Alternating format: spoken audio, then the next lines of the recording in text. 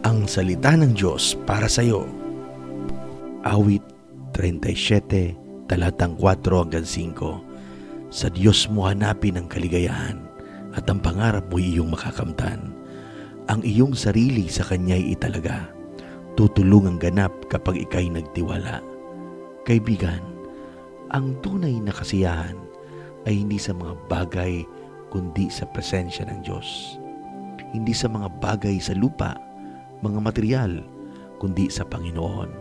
Kung Siya ang inuuna mo, tutuparin Niya ang nasa ng iyong puso.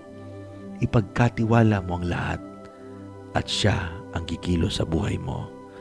Panginoon, salamat po sa iyong paalala na ang tunay na kaligayahan ay sa piling mo. Panginoon, hayaan niyo po ang aking puso na ikaw lamang ang maging laman. Ikaw lamang ang nasain. Hanapin kita araw-araw.